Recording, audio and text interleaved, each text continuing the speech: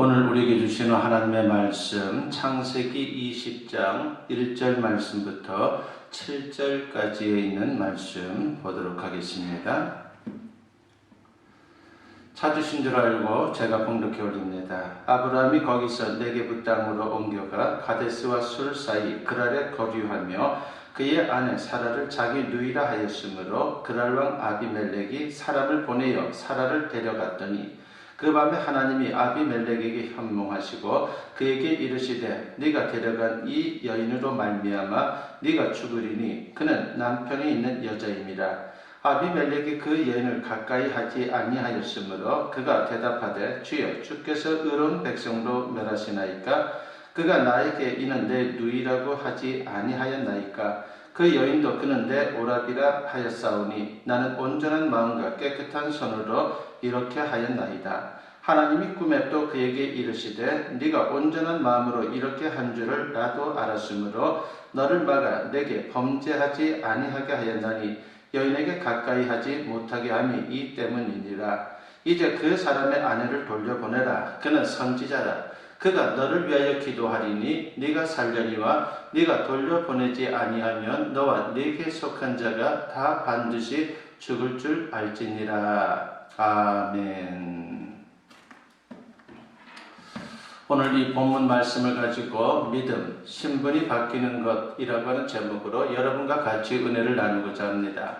성경에 나오는 아브라함을 보게 되면 우리에게 있어서 믿음의 조상이기 때문에 대단한 것처럼 그렇게 볼 수가 있습니다.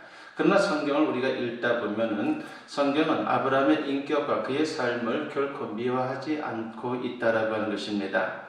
오히려 성경은 아브라함의 실수와 믿음 없는 행동들을 여과 없이 보여줍니다. 그 또한 연약한 인간이긴 우리와 마찬가지인 것입니다. 그럼에도 하나님은 그런 아브라함을 통해서 놀라운 일들을 행하셨습니다. 오늘 본문은 이런 사실을 잘 보여줍니다. 아브라함이 가나안 남방 네게부 땅에 이르게 되었죠. 그러면서 가데스와 술 사이에 있는 그랄이라고 하는 지역에 거류하게 됩니다. 그런데 그가 거주한 그랄 땅은 블레셋 사람들이 머무는 땅입니다. 블레셋 사람들은 가나안 땅에서 가장 강력한 민족입니다. 그 땅에 들어오자 아브라함에게 두려움이 엄습했습니다. 11절 말씀을 보면 이런 아브라함의 마음을 우리가 읽을 수 있습니다. 이곳에서는 하나님을 두려워함이 없으니 내 아내로 말미암아 사람들이 나를 죽일까 생각하였으니요 라고 있습니다. 아브라함은 블레셋 사람들을 두려워하면서 애굽에서 했던 것과 같은 실수를 또 반복하게 됩니다. 그것은 아내 사라를 누이라 속이고 자기만 살아남으려고 하는 그런 모습이 여기서도 나타났다라고 하는 것입니다. 그러면서 블레셋 왕 아비멜렉에게 아내 사라를 빼앗기게 됩니다. 나이가 들고 신앙의 연주가 깊어지게 되면 사람이 좀 나아져야 하는데 아브라함은 여전히 변하지 않고 있는 모습을 우리에게 보여주고 있습니다. 그런데 이런 모습은 아브라함에게만 있었던 것이 아닙니다. 성경에 나오는 인물들 중에 모세 역시 구스 여인을 취하는 실수를 범했고 다윗 왕도 바세바를 범하는 그런 죄를 범했죠. 거기다가 그의 남편까지 죽이는 그런 죄를 범했습니다. 그리고 주님의 제자 베드로는 어떻습니까? 그도 역시 예수님을 모른다고 3번이나 부인했습니다. 우리는 아브라함의 거듭된 실수를 보면서 인간이 얼마나 연약한지를 알 수 있습니다. 인간 창조 기사를 보게 되면 인간이 어떤 존재인지 구체적으로 알 수 있습니다. 창세기 2장 7절에 보면은 여호와 하나님이 땅의 흙으로 사람을 지으시고 생기를 그 코에 불어넣으시니 사람이 생명이 되니라 하고 있습니다. 인간이 흙으로 지음받은 존재이다 보니까 얼마나 연약한지 모릅니다. 하루만 잠을 못 자도 하루 종일 머리가 아프고 무기력합니다. 며칠만 과로하게 되면 금세 병이 나고 작은 독이나 바이러스에도 감염되어서 심한 경우에 죽기까지 합니다. 정신적으로도 인간이 얼마나 연약한지 모릅니다. 말 한마디만 들어도 상처를 받고 평생 고통스러워하는 그런 인생을 살아가는 사람들도 있죠. 그래서 성경은 인간을 가리켜서 질그릇이다라고 그렇게 표현을 합니다. 특히 아브라함의 이런 연약한 모습은 거의 습관적이다라고 하는 것을 성경은 말씀합니다. 본문 13절 말씀에 보면은 하나님이 나를 내 아버지의 집을 떠나 두루 다니게 하실 때에 내가 아내에게 말하기를 이후로 우리의 가는 곳마다 그대는 나를 그대의 오라비라 하라. 이것이 그대가 내게 베풀 은혜라 하였었노라 하고 있습니다. 여기 나오는 이후로 우리의 가는 곳마다라고 하는 이 말씀은 아브라함이 사례를 자기 누이라 속이고 다닌 것이 한두 번이 아니다라고 하는 것을 말하는 겁니다. 다분히 그것은 습관적이었다는 것이죠. 그럴 땅에서 어쩌다가 실수한 것이 아닙니다. 두려움이 엄습하면서 습관적으로 과거에 지은 죄의 모습이 그대로 드러난 것입니다. 성경에는 2번만 기록되어 있지만은 아마도 더 많은 곳에서 같은 죄를 반복했을 수 있다라고 하는 것을 우리가 확인할 수 있을 것입니다. 성경은 아브라함의 실수를 통해서 인간 속에 깊이 뿌리내린 죄의 본성이 얼마나 심각한지를 보여줍니다. 예레미야 선지자는 인간의 죄의 본성의 뿌리, 변화되지 못하는 인간의 악한 모습에 대해서 이렇게 표현을 했습니다. 예레미야 13장 23절에 보면 굿수인이 그의 피부를 표범이 그의 반점을 변하게 할 수 있느냐라고 했습니다. 무슨 뜻입니까? 흑인이 그 피부를 희게 할 수 없듯이 인간은 끈질긴 죄성에서 벗어날 수 없다라고 하는 것입니다. 그래서 예레미야 선지자는 이렇게 탄식을 합니다. 예레미야 17장 9절에 보면은 만물보다 거짓되고 심히 부패한 것은 마음이라 누가 능히 이를 알리오마는 이라고 했습니다.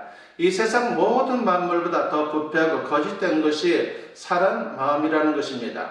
사도 바울 역시 로마서 7장에서 똑같은 고민을 토로하고 있습니다.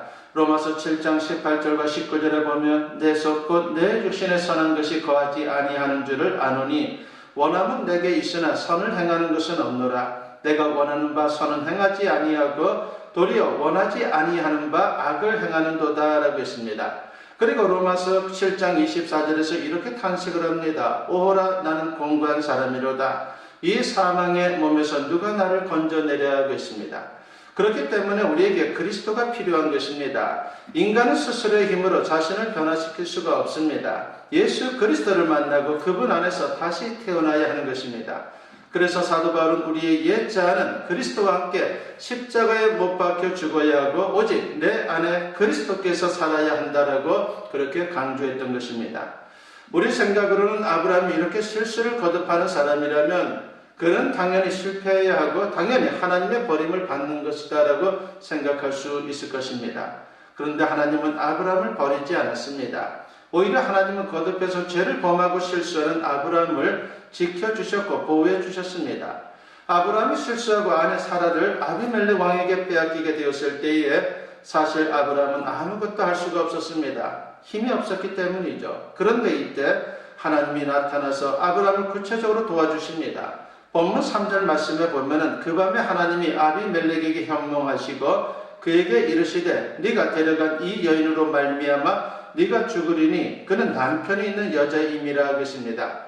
그날 밤에 하나님은 꿈에 아비멜렉 왕에게 나타난 것입니다. 그리고 말씀하셨습니다. 네가 데려간 이 여인 때문에 너는 죽을 것이다 라고 말입니다. 그리고 7절을 보면 한 걸음 더 나아가서 네가 돌려보내지 않으면 너와 내게 속한 자가 다 반드시 죽을 줄 알지니라고 그렇게 위협을 했습니다. 또 18절에 보면은 하나님은 실제로 사라의 일로 아비멜렉 집에 저주를 내리게 되었는데 아비멜렉 집의 모든 태를 닫아버렸다라고 성경은 증언합니다. 사실 누가 실수하고 누가 잘못한 것입니까? 아브라함입니다. 그런데 하나님은 아비멜렉 꿈에 나타나서 아비멜렉 집에 벌을 내리겠다라고 말씀하고 있습니다. 그러자 아비멜렉이 이렇게 항의를 합니다. 나는 이 일에 죄가 없습니다. 그 사람이 자기 누이라고 말하지 않았습니까? 라고 말입니다. 사실 아비멜렉의 항변이 잘못된 것이 아닙니다. 그런데도 하나님은 아브라함 편을 주셨고 아비멜렉 집에 벌을 내렸습니다. 우리가 생각할 때 이것은 좀 불공평한 것 아닌가라고 하는 생각이 들 수가 있죠. 잘못은 아브라함이 했는데 벌은 아비멜렉이 받은 것입니다. 마치 하나님은 아브라함을 편애하는 것처럼 보입니다.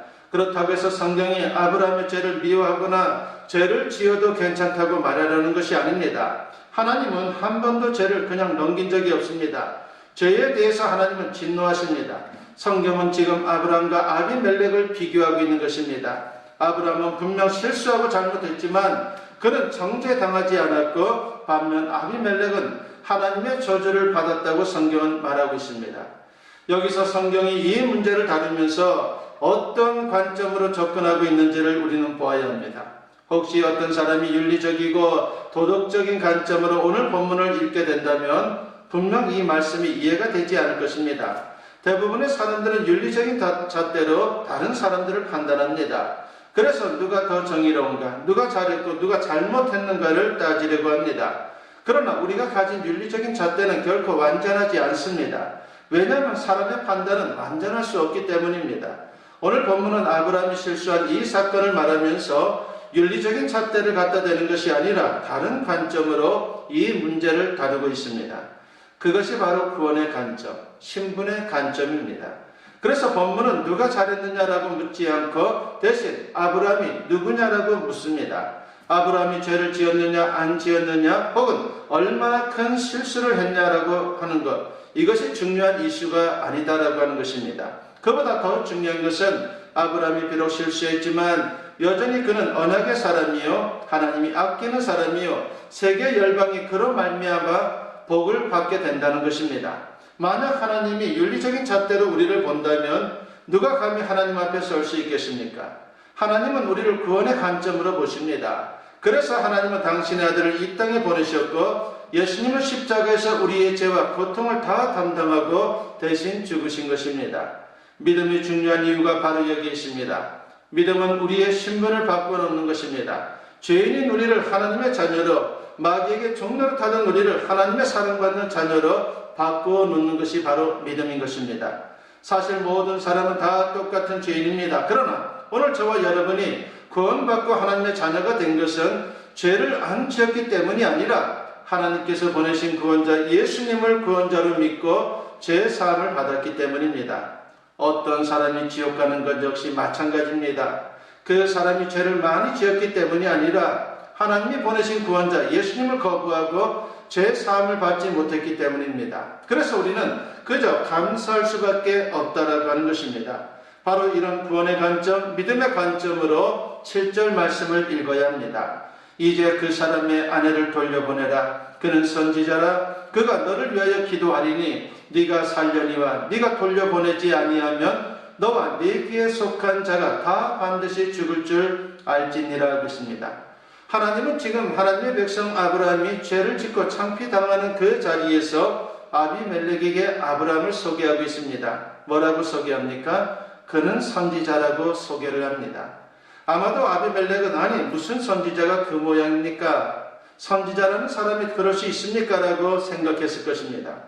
9절 말씀을 보면 이 상황은 더 분명해집니다. 아비멜렉이 아브라함을 불러서 그에게 이르되 네가 어찌하여 우리에게 이렇게 하느냐? 내가 무슨 죄를 네게 범하였기에 네가 나와 내 나라가 큰 죄에 빠질 뻔하게 하였느냐? 네가 합당하지 아니한 일을 내게 행하였도다 라고 했습니다. 이튿날 아침 아비멜렉은 아브라함을 불러 책망합니다. 사실 아브라함은 입이 10개라도 할 말이 없는 사람입니다.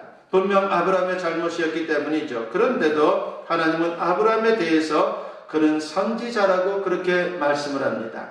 윤리적인 입장으로 보면 분명 아브라함을 선지자라 말하는 것은 참으로 껄끄러울 수밖에 없습니다. 그런데도 하나님은 마치 자랑스럽다는 듯이 아브라함을 선지자라고 말합니다. 아니 어떻게 하나님께서 이런 상황에서 아브라함을 선지자라고 말하는 것입니까? 다른 사람들은 우리가 실수하면 고개를 돌리고 다 떠나지만 하나님은 끝까지 떠나지 않고 우리를 붙잡아 주십니다. 왜 그렇습니까? 좀 모자라도 죄를 범하고 실수를 해도 여전히 우리는 하나님의 자녀이기 때문입니다. 그렇습니다. 하나님은 우리를 결코 버리지 않습니다. 우리가 죄인임에도 우리가 실수했음에도 다른 사람들은 다 떠나도 하나님은 여전히 우리와 함께 하시고 우리를 붙잡아 주십니다. 그런데 하나님은 더 놀라운 말씀을 하시죠. 본문 7절 말씀을 다시 보면 하나님은 아비멜렉에게 아브라함이 선지자라고 말하고는 이어서 이런 말씀을 하십니다. 그가 너를 위하여 기도하리니 네가 살려니와 라고 했습니다. 하나님은 지금 아비멜렉에게 아브라함이 너를 위해 기도해야 네가 살 수 있다라고 그렇게 말씀을 하는 것입니다. 무슨 말입니까? 하나님께서 아비멜렉 왕의 운명을 아브라함에게 맡겼다는 것입니다. 아브라함이 기도해야 아비멜렉도 살고 그 집안에 임한 저주도 떠나간다는 것이죠. 왜 그렇습니까? 그것은 아브라함이 하나님의 선지자이기 때문입니다. 윤리적으로 보면 성도들보다 더 깨끗한 사람들이 이 세상에 참 많습니다. 그러나 하나님은 그런 사람들을 통해 일하는 것이 아니라 오히려 모자라는 우리를 통해서 일하신다는 것입니다. 선교사님 한 분이 기차 여행을 하고 있었습니다. 그런데 앞에 앉아있는 사람을 보니까는 곧 자살할 사람처럼 그렇게 보였습니다. 그래서 이렇게 말을 꺼냅니다. 형제여, 하나님을 믿고 하나님의 도우심으로 승리하십시오 라고 말입니다. 그러자 이 사람이 하나님이 어디에 있어서 내가 하나님의 도움을 받는단 말이요 라고 그렇게 대꾸를 했습니다. 그때 선교사가 볼펜을 꺼내 손에 들고는 이렇게 묻습니다. 형제는 이 볼펜을 이 탁자 위에 세울 수 있습니까? 아니, 이렇게 흔들리는 기차 안에서 어떻게 볼펜을 세웁니까? 이때 선교사가 웃으면서 저는 세울 수 있습니다 라고 그렇게 말하자 그 사람이 그럼 한번 해보세요 라고 말했습니다. 이때 선교사가 볼펜을 한 손으로 잡고 탁자 위에 세웠습니다. 자, 보세요. 볼펜을 세웠습니다. 아니, 당신 손으로 볼펜을 붙잡고 있지 않습니까? 손으로 붙잡으면 누가 못 세웁니까? 그러자 선교사가 이렇게 대답을 합니다. 바로 그겁니다. 세상은 흔들리고 당신은 흔들려도 하나님께서 당신을 붙잡아 주시면 당신은 얼마든지 설 수 있습니다. 넘어지는 인생이 아니라 서서 강력한 인생을 살아갈 수 있습니다라고 그렇게 말을 했습니다. 때때로 가정이 흔들려도 사업이 흔들려도 그때도 하나님을 믿고 나가면 하나님께서 우리를 붙잡아 주십니다. 우리가 실수하고 넘어질 수 있지만 하나님은 결코 우리를 버리지 않습니다. 오히려 모자라는 우리를 통해서 이 땅에 하나님의 나라를 세워가십니다. 그러므로 하나님이 붙잡아 주시면 못할 것이 없습니다. 요셉은 노예로 팔려갔지만 노예라고 하는 신분으로 보디발 장군의 집을 움직이는 능력 있는 인생을 살았습니다. 그것만이 아니죠. 나중에 그는 애국과 주변 나라들을 살리는 존귀한 사람이 되었습니다. 17절 말씀에 보면 아브라함이 하나님께 기도하며 하나님이 아비멜렉과 그의 아내와 여종을 치리와사 출산하게 하셨으니 라고 했습니다. 아브라함이 기도하자 아비멜렉 집안에 임한 하나님의 저주가 떠나갔다라고 말씀을 하는 것입니다. 실수하고 모자라는 아브라함이지만 기도할 때에 하나님은 그 기도를 들으시고 아비멜렉 집의 저주를 참으로 그 집에 필요한 것들을 회복시켜 주었다는 것입니다. 그러므로 아브라함이 아비멜렉을 위해 기도했듯이 우리 또한 내 가정 그리고 세상을 가슴에 품고 기도해야 합니다. 그래야 하나님께서 우리의 기도를 들으시고 우리의 가정과 세상을 죄와 적에서 건져주실 것입니다. 그러므로 내 자신이 좀 모자란다고 절망하거나 주저앉지 마십시오. 우리는 실수해도 하나님은 실수하지 않고 우리는 약해도 우리를 붙잡고 계시는 하나님은 강하십니다. 그러므로 죄책감을 벗어버리고 자신의 무능함도 더 이상 보지 말고 하나님만 바라볼 수 있는 우리 모두가 되었으면 합니다. 그래서 가정을 살리고 세상을 살리는 일에 귀하고 아름답게 쓰임받을 수 있는 저와 여러분 모두 될 수 있기를 주님의 이름으로 간절히 축원합니다. 기도드립니다. 사랑과 은혜가 충만하신 아버지 하나님 감사합니다. 오늘도 말씀을 통해서 믿음에 대해서 알려주시니 감사합니다. 믿음은 우리의 신분이 바뀌는 것이라고 했습니다. 아버지 하나님 믿음으로 말미암아 주님의 자녀가 되게 하시고 자녀의 권세를 가지고 존귀한 인생을 살아갈 수 있도록 은혜를 베푸시니 감사합니다. 아버지 하나님이시여 언제나 주님 바라보는 신앙을 통해서 넉넉히 세상을 이기게 하시고 주관은 우리의 가정 그리고 사회를 살리는 일에 있어서 우리 모든 믿음의 사람들이 귀하게 쓰임받을 수 있도록 역사여 주시옵소서. 감사드리옵고 예수님의 이름으로 기도드리옵나이다. 아멘. 축복 기도드립니다.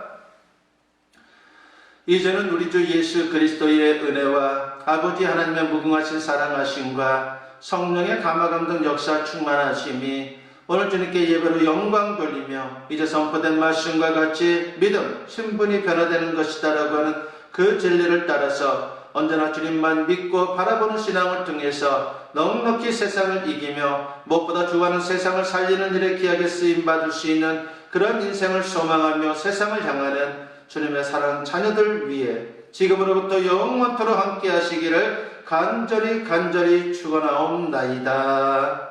아멘.